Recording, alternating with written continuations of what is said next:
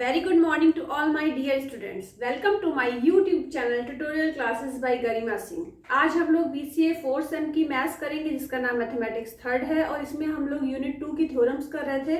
आज भी हम लोग एक थ्योरम ही करेंगे जिस थ्योरम का नाम है every convergent sequence is bounded, या इसको दूसरी तरीके से भी एग्जाम में पूछते हैं, और show that every convergent sequence is bounded is converse true. Converse true की मतलब क्या है कि कन्वर्जेंट सीक्वेंस तो बाउंडेड है, क्या बाउंडेड सीक्वेंस भी कन्वर्जेंट होगी? आगे क्या पूछा है, give reason for your answer. अगर होगी तो आंसर करना है कि क्या रीजन है, और अगर नहीं होगी तो भी आंसर करना है, रीजन देना है कि क्यों नहीं होगी। तो देखिए, सबसे पहले हम ये प्रूफ करते हैं कि every convergent sequence is bounded. तो उसके लिए देखिए, let sequence Sn be a sequence which converges to L। ये हम लोग ये स्टेटमेंट कन्वर्जेंट सीक्वेंस में पढ़ चुके हैं, और उसका फॉर्मूला क्या होता है कन्वर्जेंट सीक्वेंस का, mod Sn minus L less than epsilon, और एप्सिलॉन की वैल्यू क्या होती है, ग्रेटर देन 0 होती है। ये कन्वर्जेंट सीक्वेंस का फॉर्मूला है जो हम लोग पढ़ चुके हैं। ठीक है, तो अब देखिए, let epsilon is equal to 1, epsilon greater than 0 होता है, तो हमने यहाँ पे मान लिया कि एप्सिलॉन की वैल्यू क्या है, 1 है। तो जो फॉर्मूला होता है mod Sn minus L is less than epsilon, तो एप्सिलॉन की जगह पे हम क्या पुट कर देंगे, 1। Let epsilon is equal to 1 greater than 0, then there exist a positive integer m such that mod Sn minus L less than 1 for all n is greater than equal to m। m जो है depend करता है epsilon पे, epsilon की value है greater than 0, m क्या है, less than equal to n है, या n क्या है, greater than equal to m है। ठीक है, अब देखिए Sn क्या है। अब जब ये फॉर्मूला होता है तो आपको पता है कन्वर्जेंट सीक्वेंस में क्या होता था, यहाँ पे हो जाता था L माइनस एप्सिलॉन, यहाँ हो जाता था L प्लस एप्सिलॉन। लेकिन अब यहाँ पे हमने एप्सिलॉन की जगह पे क्या ले लिया है, 1 ले लिया है, तो L माइनस 1 और L प्लस 1 हो गया। तो Sn is greater then L minus 1 less than L plus 1। आपको पता है कि बाउंडेड सीक्वेंस की डिफिनीशन होती है कि अगर कोई सीक्वेंस अपर बाउंडेड है और लोअर बाउंडेड है तो वो सीक्वेंस बाउंडेड सीक्वेंस कहलाती है। और अगर सीक्वेंस, अब ये देखिए यहाँ पे Sn, तो ये वाली कंडीशन हमारी बाउंडेड सीक्वेंस की कंडीशन फुलफिल हो रही है यहाँ पे, और हमने लिख दिया for all n is greater than equal to m। अब देखिए L माइनस 1 जो है, क्योंकि सीक्वेंस बोला गया है greater than equal to L minus 1 है, less than equal to L plus 1 है, तो हमने L माइनस 1 को स्मॉल के ले लिया और L प्लस 1 को कैपिटल के ले लिया, और अंदर ये S1 S2 S3 dash dash dash L minus 1 ये हमने स्मॉल के मिनिमम के लिए लिया, कैपिटल के मैक्सिमम के लिए लिया। अब ये S1 S2 S3 का मतलब क्या है, जो सीक्वेंस के अंदर के अलग अलग एलिमेंट्स होते हैं तो उसको हमने S1 S2 S3 से डिनोट कर दिया। ठीक है, तो हमने L माइनस 1 की जगह K लिख दिया, L प्लस 1 की जगह कैपिटल K लिख दिया, for all n belongs to n। अब जो n है, n belongs to n, capital N क्या है, नेचुरल नंबर्स है, तो मतलब ये जो स्मॉल n है वो बिलोंग कर रहा है n को, मतलब कि इसके जो नंबर्स हैं वो नेचुरल नंबर्स में आ रहे हैं। ठीक है, hence the sequence Sn is bounded, ये बाउंडेड की कंडीशन है ही है, ये वाली जो कंडीशन है वो बाउंडेड सीक्वेंस की कंडीशन है। ठीक है, तो hence sequence Sn is bounded. अब यहाँ पे हमने ये ले ही लिया था कि every convergent sequence is bounded, तो यहाँ पे हमने फॉर्मूला लगाया था कन्वर्जेंट सीक्वेंस का और प्रूफ कर दिया कि कन्वर्जेंट सीक्वेंस क्या है, बाउंडेड। अब हमें ये देखना है क्या बाउंडेड सीक्वेंस कन्वर्जेंट होती है, इसका उल्टा। तो hence the sequence Sn is bounded, ये प्रूफ हो गया। The converse of the above theorem need not be true. ठीक है, जरूरी नहीं है कि वो ट्रू हो, क्यों, that is bounded sequence need not be convergent. ऐसा जरूरी नहीं है कि बाउंडेड सीक्वेंस है तो वो कन्वर्जेंट सीक्वेंस होगी, क्यों।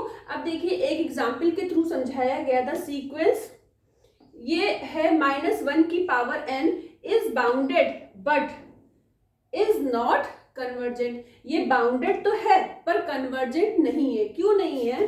देखिए, मान लीजिए कोई सीक्वेंस इसमें है, वो दी हुई है -1 की पावर n, इस तरीके से दी हुई है। एक मिनट हम देखें जरा बोर्ड पे ये दिखाई पड़ रहा है कि नहीं।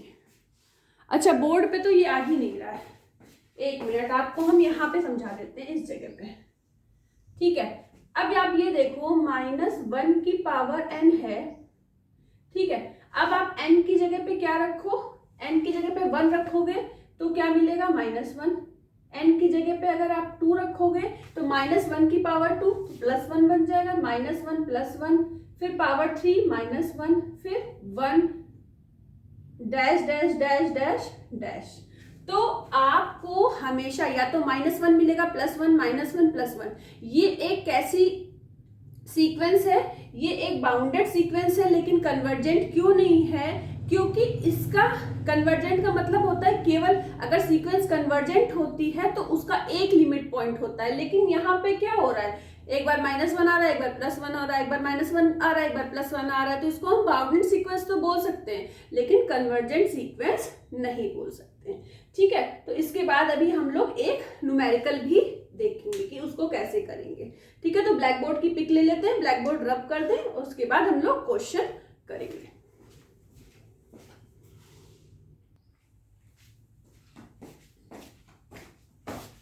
अब देखिए हमारा क्वेश्चन है, show that the sequence where Sn is equal to 3n upon n plus 5n की पावर 1/2 हैज लिमिट 3। अब हमें ये प्रूव करना है कि इस सीक्वेंस की लिमिट क्या है, 3 है। आप लोग पढ़ चुके हो कन्वर्जेंट सीक्वेंस की लिमिट क्या होती है, केवल एक लिमिट होती है। तो यहाँ पे उस लिमिट की वैल्यू क्या बोली गई है, 3, वो हमें दिखाना है, शो करना है। तो सॉल्यूशन देखो, if n is the limit of Sn, ठीक है। एक मिनट, यहां पे होगा L is the limit of Sn, then Sn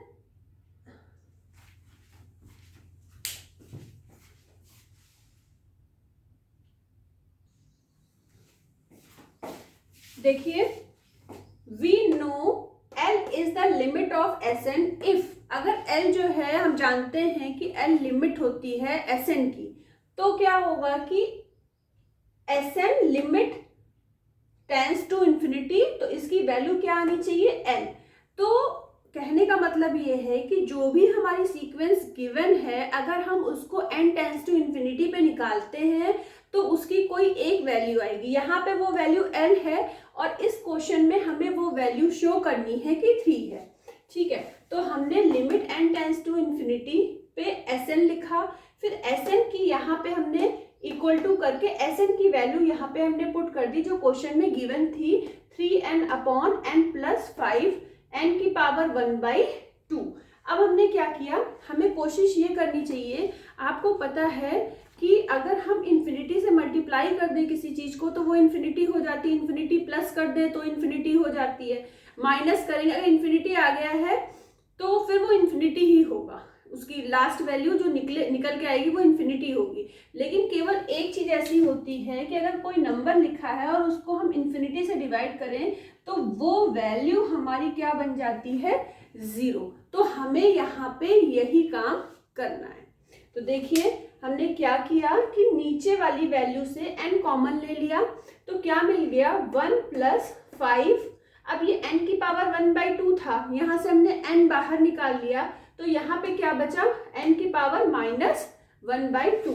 अब देखिए हम लोग क्या करेंगे, 3n या फिर n से n यहाँ पे हमने काट दिया, तो अब हमारा क्या बचा, ऊपर 3 बचा और नीचे हम क्या लिख सकते हैं, 5/√n।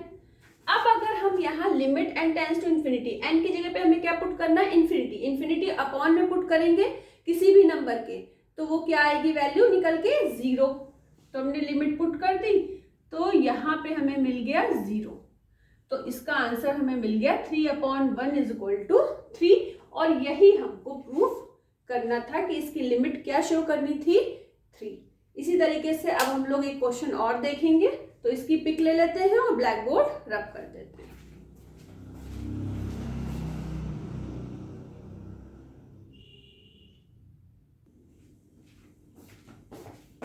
अब देखिए, ये मेरा क्वेश्चन नंबर 2 है। Show that sequence defined by Sn is equal to under root n+1 minus under root n। अब ये सीक्वेंस गिवन है, अगर यहाँ पे आप limit n tends to infinity रखोगे तो आपको क्या मिलेगा, इन्फिनिटी आंसर मिल जाएगा। तो वो तो वैसे ही जो है कन्वर्जेंट नहीं होगी, और सीक्वेंस आपको पता है कि उसका एक कोई लिमिट पॉइंट होता है जो एग्जिस्ट होना चाहिए, ठीक है।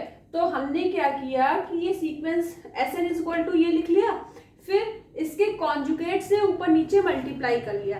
कॉन्जुगेट से ऊपर नीचे मल्टीप्लाई करना या तो ये कह सकते हो या तो कह सकते हो कि रैशनलाइज कर लिया, ठीक है। तो अब आप देखो कि ये जो ऊपर फॉर्मूला बन रहा है ये क्या बन रहा है, अगर ऊपर माइनस गिवन है तो हम लोगों ने ऊपर और नीचे बीच में साइन कौन सा है, प्लस से ऊपर नीचे सेम वैल्यू से मल्टीप्लाई करा, बस माइनस की जगह साइन क्या आ गया, प्लस आ गया। तो अब ये फॉर्मूला बन रहा है a minus B A plus B. तो ये फॉर्मूला किसका होता है, a square minus B square का फॉर्मूला क्या होता है, a minus B A plus B. अब a की जगह आपका अंडर रूट n+1 है, b की जगह अंडर रूट n है। अंडर रूट n+1 का स्क्वायर करोगे तो n+1 मिलेगा, अंडर रूट n का स्क्वायर करोगे तो n मिलेगा, n से n कट जाएगा, 1 मिलेगा, 1 लिख दिया। नीचे की जो वैल्यू थी सेम रहेगी, वो हमने यहाँ पे लिख दी। अब हमने आपको बताया था कि limit n tends to infinity पे अगर किसी भी नंबर के नीचे इन्फिनिटी आता है तो वो वैल्यू कैसी मिल जाती है, हमको 0 मिल जाती है। तो देखिए वही यहाँ पे हुआ है, मतलब हमें क्या करना होता है कि अगर इन्फिनिटी से किसी वैल्यू में आप मल्टीप्लाई कर दोगे तो इन्फिनिटी मिलेगा, प्लस कर दोगे तो इन्फिनिटी मिलेगा, माइनस कर दोगे तो इन्फिनिटी मिलेगा, बस 1/इन्फिनिटी, 1 की जगह कोई भी नंबर हो सकता है, तो उसकी वैल्यू हमें क्या मिल जाती है, 0 मिल जाती है, ठीक है। तो अब देखिए यहाँ पे जब आप इन्फिनिटी रखोगे n की जगह पे, limit n tends to infinity पे, यहाँ पे जो आपका सीक्वेंस दी है यहाँ पे n की जगह इन्फिनिटी पुट करोगे तो आपका आ जाएगा 1/इन्फिनिटी, जो क्या हो जाएगा, 0 हो जाएगा। सीक्वेंस कन्वर्ज टू 0, क्या हो जाएगा, सीक्वेंस कन्वर्ज टू, कहाँ पे सीक्वेंस कन्वर्ज कर रही है, क्या आंसर आ रहा है, 0 आ रहा है। इससे पहले वाले क्वेश्चन में जो हम लोग की लिमिट निकली थी वो क्या निकली थी, 3 निकली थी, ठीक है। तो आज के लिए इतना ही, अब हम लोग नेक्स्ट क्लास में इसके आगे की थ्योरम्स और क्वेश्चंस करेंगे, ठीक है। आज के लिए इतना ही। All the best to all of you, thank you.